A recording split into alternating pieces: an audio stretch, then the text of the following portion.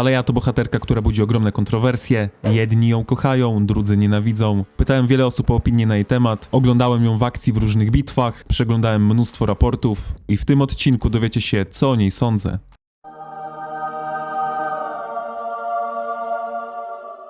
Siemaneczko, z tej strony Anioł, witam cię serdecznie na moim kanale. W tym odcinku omówimy sobie Taleię. Jest ostatnim magiem, któremu się jeszcze nie przyjrzeliśmy, także pora to zmienić. Zanim zaczniemy, przypominam standardowo o pozostawieniu łapki w górę oraz suba.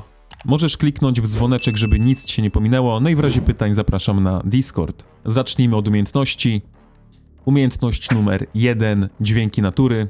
Zadaje obrażenia magiczne wybranemu legionowi, współczynnik obrażeń 1600 i zyskuje szaleństwo. Zadawane obrażenia plus 15% przez 5 sekund. Taleia ma największy współczynnik obrażeń, jeśli chodzi o jednostki magiczne.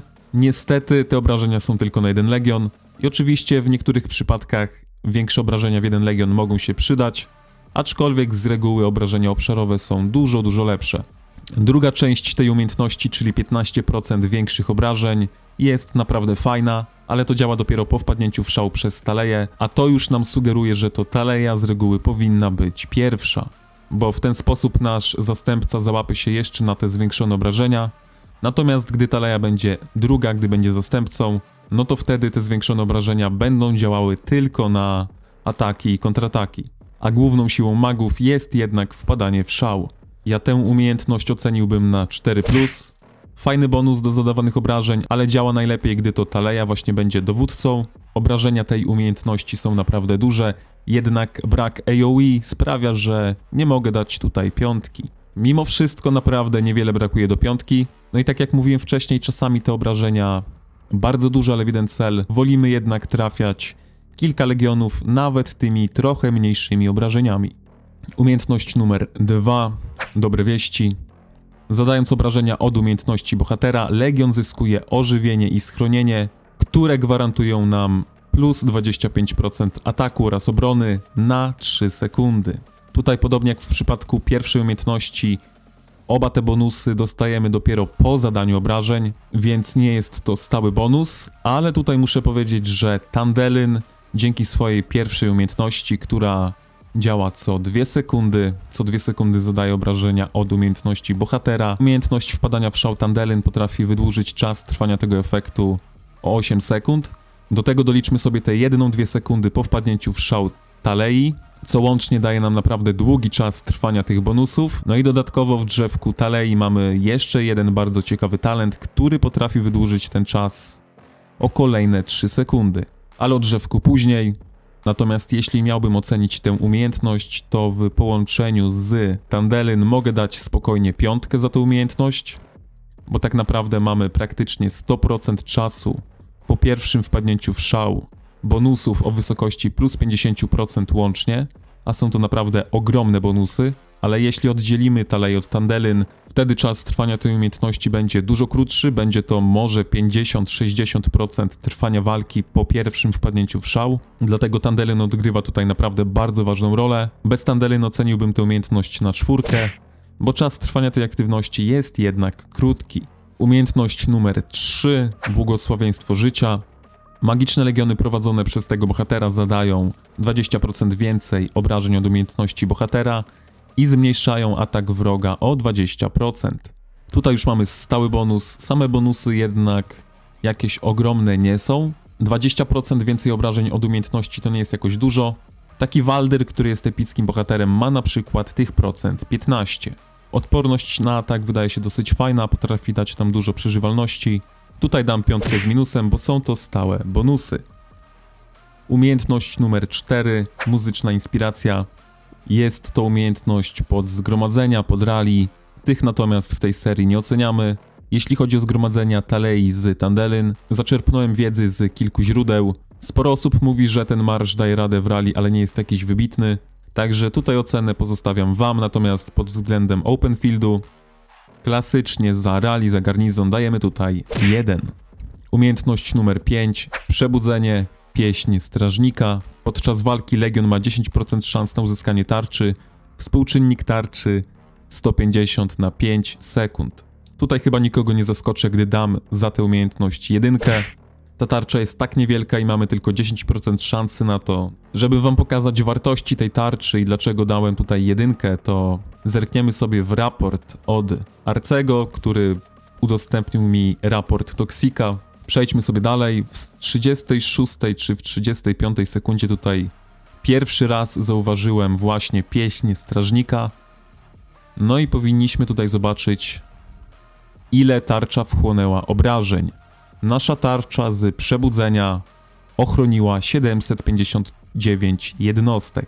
759 jednostek z 1 200 000 jest to naprawdę niewielki odsetek chronionych jednostek. Ta tarcza jest po prostu bezużyteczna. No i tak jak mówię, pierwsza aktywacja tutaj była w 35 sekundzie. Dla porównania oczywiście mamy tutaj Waldyra, który ma współczynnik tarczy o wysokości 600 i uwierzcie mi, te tarcze otrzymacie praktycznie co każde 20 parę sekund, więc teraz już chyba każdy tę ocenę rozumie. Tutaj macie jeszcze właśnie statystyki z tego raportu. Przypominam, że Taleia jest magiem, który uderza w jeden target i jej współczynnik obrażeń jest naprawdę wysoki. I mamy tutaj 1 milion obrażeń. No a Tandelyn ma obrażenia obszarowe o dużo mniejszym współczynniku obrażeń. Tutaj ten współczynnik wynosił 500, bo Tandelyn jest przebudzona. Aczkolwiek tutaj nie uderzaliśmy w wiele celów, tylko w jeden cel, bo było to rally na miasto, więc w okolicznościach 1 na 1 praktycznie Tandelyn zrobiła niewiele mniejsze obrażenia od Talei, która ma dużo większy współczynnik obrażeń. Oczywiście sama Taleia zwiększyła te obrażenia Tandelyn o 15%, aczkolwiek nadal te obrażenia są jakoś zbyt wyrównane. Moim zdaniem coś tutaj ewidentnie nie gra po stronie Talei. No i teraz bardzo ważne pytanie, czy polecałbym zrobić Taleię komukolwiek? Jeśli mainujecie magów, to i tak z reguły musicie ją zrobić, bo żeby biegać na 5-4 marsze, to potrzebujecie jej. Bo umówmy się, pierwszy marsz Lilia Welyn, drugi marsz Bertrand Tochar, trzeci marsz Magrat Zejda, czwarty marsz Taleia Tandelyn. No i na piąty marsz możecie sobie grać na przykład Waldyra z Tarą, Waldyra z Indis, jako taki marsz wspierający. Dlatego jeśli ktoś mainuje magów, to bym ją zrobił. Natomiast jeśli ktoś skupia się na innych jednostkach, to Taleię niekoniecznie bym polecił. Ale Tandelyn, oczywiście Tandelyn polecam każdemu. Ale wiadomo, to jest porada dla tych, którzy by się zastanawiali, czy warto. Natomiast ci, którzy mogą sobie pozwolić na odblokowanie, na przebudzenie wszystkich bohaterów, no to co ja mogę tutaj powiedzieć? Róbcie sobie, zawsze to jest więcej bohaterów z pełnym paskiem staminy, a Taleia naprawdę sobie całkiem dobrze radzi, nie jest wybitna, ale sobie po prostu radzi. No a wracając do umiejętności, to wiadomo, w jej przypadku polecałbym ją zrobić maksymalnie 5-5-5-1, więc odblokujcie sobie po prostu na początku pierwszą umiejętność sobie zróbcie na 5, potem sobie odblokujcie dwie kolejne, no i sobie je zróbcie. No i w momencie, gdy sobie zrobicie ją na 5-5-5-1, wtedy możecie sobie wbić resztę gwiazdek. Raczej nikomu, kto nie będzie tutaj przeprowadzał rally, się nie przyda. Zresztą w jakiejś szeroko pojętej mecie na razie nie jest, no i wątpię, żeby coś się w tym przypadku zmieniło. No i przebudzenie, sami widzieliście, że jest po prostu żartem. Jeśli chodzi o drzewka talentów, to mam tutaj dla was 2 drzewka talentów. Tak się prezentuje drzewko numer 1 pod gromadzenie szału oraz pod zadawanie wcześniej obrażeń od umiejętności bohatera. Jeśli pamiętacie to, co mówiłem wcześniej, ten talent nam się przyda właśnie, żeby striggerować umiejętność numer 2. No i wtedy być może nasza Taleia przy wpadaniu w szał już będzie miała ten bonus do ataku o wysokości 25%. Używałbym jej pierwszej właśnie po to, żeby nasz zastępca miał plus 15% do obrażeń. W większości przypadków będzie to właśnie Tandelyn. Z innych częstych błędów, które możemy zauważyć przy drzewku do Talei, jest tutaj wybranie tego talentu na Vigor. Tego talentu brać tutaj nie chcecie, gdyż tamten talent nadpisuje się z bonusem Vigoru od Tandelyn, więc jest bezużyteczny praktycznie. No i jeden z kolejnych błędów, które możemy zobaczyć, jest to wzięcie tutaj tego talentu. Ogólnie ten talent jest dosyć słaby, bardzo rzadko się aktywuje. No a po drugie ten talent działa jedynie przy bohaterach, którzy zadają obrażenia obszarowe. Taleia tych obrażeń nie ma.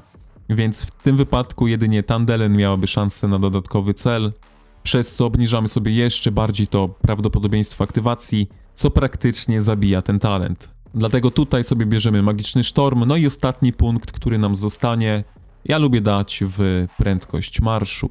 Oczywiście jeśli czujecie się za wolni, to tutaj zamiast tego dodatkowego szału możecie sobie dać te punkty w prędkość marszu. Drzewko numer 2 wyglądałoby tak.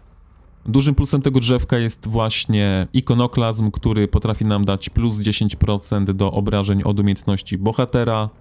Poza tym mamy tutaj zwiększone obrażenia przeciwko legionom piechoty. Piechota jest wszędzie na walkach, więc ten talent z reguły nam się przydaje. Po stronie wsparcia nie idziemy sobie dalej niż poza ten dodatkowy szał. No bo w dalszym tutaj rzędzie nie mamy nic ciekawego, a te duże talenty nie są jakieś wybitne. Dlatego kolejne tutaj 5 punktów dajemy sobie w na przykład plus 2,5% ataku jednostek magicznych. No i teraz zostaną nam 2 punkty talentu, no i te 2 punkty talentu dałbym w prędkość marszu. Drzewka pod rally wam nie pokażę, bo jednak nie jestem fanem rally magów. Ten marsz nie jest jakiś wybitny moim zdaniem, aczkolwiek nie jest tragiczny, jest po prostu ok. Jeśli miałbym wybrać drzewko z tych dwóch dla siebie, które miałbym grać, to szczerze mówiąc, myślę, że drzewko wsparcie jest fajne, ale niektórzy mogą narzekać na brak większych obrażeń.